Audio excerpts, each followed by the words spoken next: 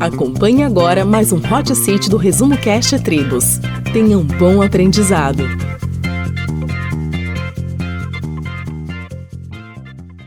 Meu nome é Vera, estou aqui para iniciar o Hot Seat 4, dos capítulos 7 e 8 do livro A Única Coisa. A força de vontade. A força de vontade é uma habilidade de controlar as próprias atitudes e podes conseguir com treinamento e disciplina, mas às vezes as coisas não são fáceis. Quem é que nunca se propôs a fazer algo por toda a sua força de vontade para fazer alguma coisa e depois por qualquer motivo falhou? Será que é porque não se esforçou? Será que não fez o bastante? Não era o momento certo? Questões pessoais ou por questões externas? Por isso, nós chegamos à conclusão, talvez, que a força de vontade não está sempre à nossa disposição. E vamos percebendo isso ao longo desses dois capítulos. Aqui chega uma parte que é muito interessante, todo mundo conhece o teste do marshmallow, não é só da década talvez de 80, se não me engano, mas até hoje ainda são feitos esses testes, porque eu já vi na net que atualmente ainda é feito isso. O teste marshmallow o que é? O teste marshmallow era colocar algumas crianças de 4, 5 anos numa sala com um prato e um marshmallow e diziam-se para ele que se aguentasse uns minutinhos que tivesse que sair, na volta eles tinham uma segunda guloseima. Esse teste foi para tentar explicar o comportamento impulsivo do indivíduo. Então, o que aconteceu àquelas crianças? Houve crianças que tentaram se distrair, arranjaram diversas distrações para aguentar o retorno da pessoa que estava a fazer a pesquisa. Desde fechar os olhos, virar as costas, cheirar, brincar com a guloseima, algumas não aguentaram e comeram logo o marshmallow. Por isso, a reflexão do sucesso e do fracasso em determinadas pessoas ao longo da sua vida, esse experimento ajuda a verificar isso, porque o próprio pesquisador, quando fez o experimento na altura, ele acompanhou o crescimento dessas crianças, e então ele percebeu o seguinte: naquelas que conseguiram aguentar, esperar a segunda guloseima, tornaram-se pessoas com sucessos acadêmicos melhores, com convívio social e pessoal, a sua vida social tornou-se mais agradável, eram pessoas bem dispostas, eram pessoas sem estresse, não é? Sem ansiedade, e tinham uma autoestima bastante elevada. Ao contrário daquelas que desistiram, eram pessoas que sucumbiram a depressões, com fraca personalidade, propensa a vícios e a tentações e impulsivas. Então, nós podemos indicar que, esse experimento pode nos indicar uma coisa, que devemos usar de forma sábia e prioritária a nossa força de vontade, porque o resultado pode se revelar no futuro, não é? E a gente não sabe como a personalidade será refletir no futuro.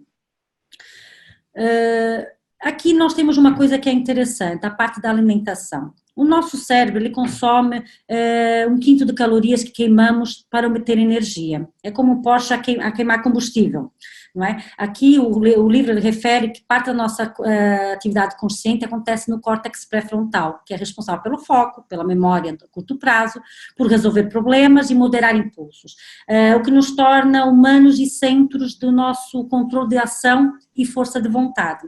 Contudo, se estivermos continuamente em estresse, com demanda contínua de decisões, com energias calóricas em baixo, o córtex pré-frontal, ele torna-se cada vez menos ativo e, como resultado, só conseguimos ter pensamentos desconexos e propensos a agir com impulsividade, pois não conseguimos mais perceber e julgar as consequências das nossas ações. Aqui lembra uma coisa engraçada que eu falei até no nosso coaching, que era uma publicidade da Snickers com a Beth Faria, em que o slogan era: você não é você quando tens fome. Aqui passa-se algo do gênero, torna-se temperamental.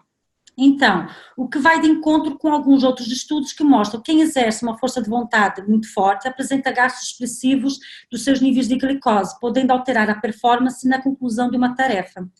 Assim, se uma tarefa demanda uma grande força de vontade, menos energia restará para executar a outra a seguir. Isso obriga-nos a nos ter que alimentar literalmente a nossa mente, para poder dar continuidade ao processo e voltar a exercitar a nossa força de vontade numa próxima tarefa. Senão, acabamos por fazer e chegar a um resultado de modo geral medíocre, não é?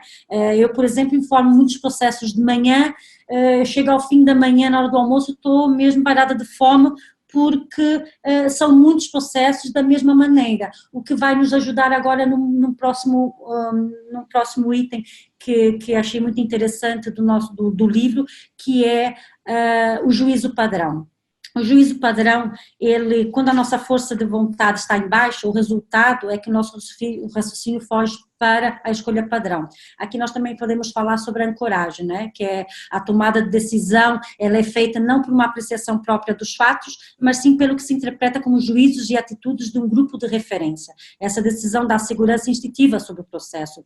Aqui o autor faz também outra referência a um outro estudo, que foi a força de vontade no sistema judicial em determinada cidade e por um determinado tempo, em que foi analisado o comportamento de alguns juízes, em que eles tinham um curto período de decisão na questão de liberdade condicional de reclusos, não é?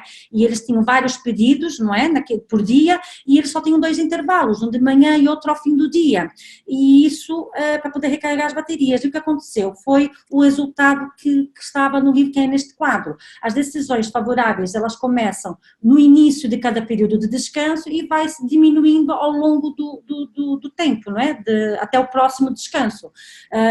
Ou seja, o resultado foi do desgaste mental do juiz a tomar repetidamente as decisões, chegou a um ponto que eles chegaram à segurança de modo padrão, que é escolher o não, que neste caso era talvez a segurança pública que eles tinham em mente, não é? Por isso, a nutrição, ela é muito importante na nossa vida, na nossa força de vontade. Quando dizemos alimentar a mente, é literalmente comer.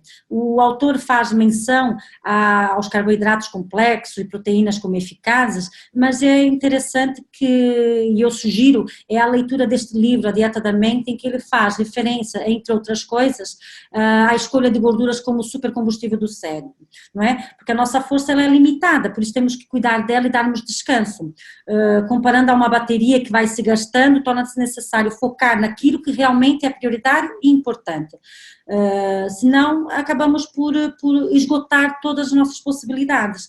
Aqui o autor também faz algumas referências naquilo que enfraquece a nossa força de vontade, como implementar novos hábitos, focar em coisas sem distrações, resistir a determinadas tentações de suprir emoções, resistir à impulsividade e agressividade, fazer coisas contra a vontade e ansiedade propriamente dito. Por isso, fazer a única coisa, em primeiro lugar, no momento em que temos a nossa capacidade máxima de força de vontade, é a melhor forma de obter o sucesso naquilo que a gente se propõe.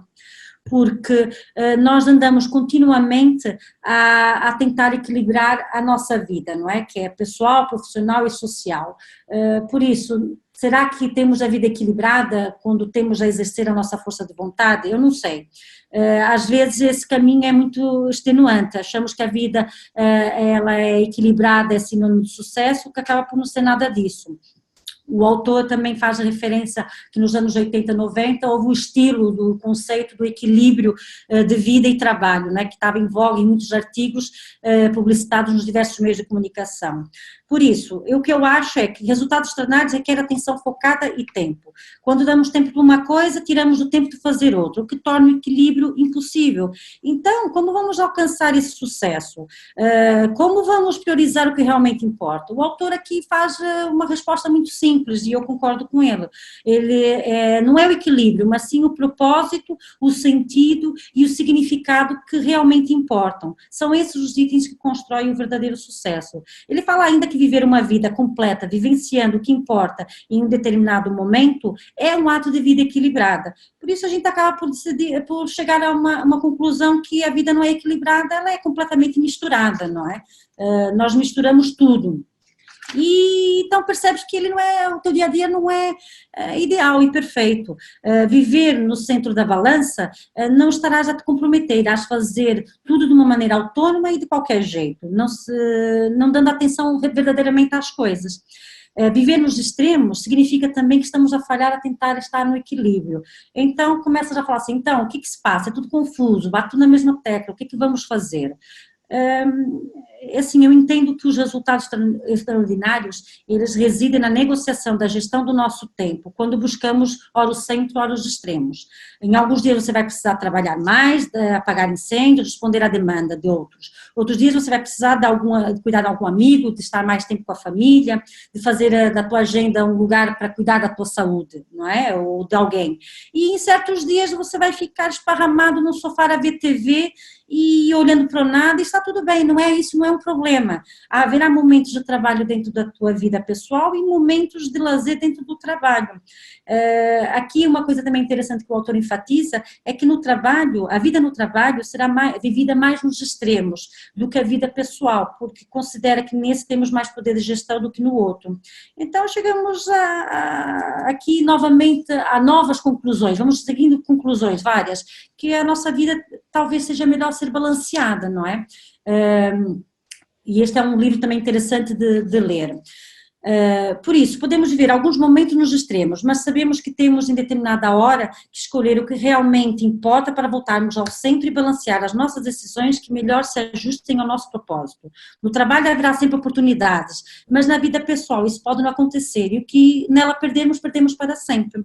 Decidir quais são as prioridades atuais é essencial para realmente progredir e eventualmente construir uma onda de conquistas que vai resultar em uma vida estavelmente melhor. Então, a tua força de vontade, ela está a ser aplicada de forma como geres a tua vida pessoal e profissional? Obrigada.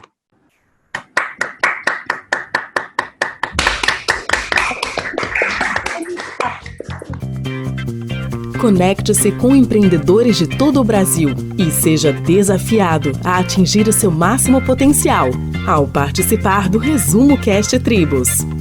Acesse agora mesmo resumocast.com.br/tribos.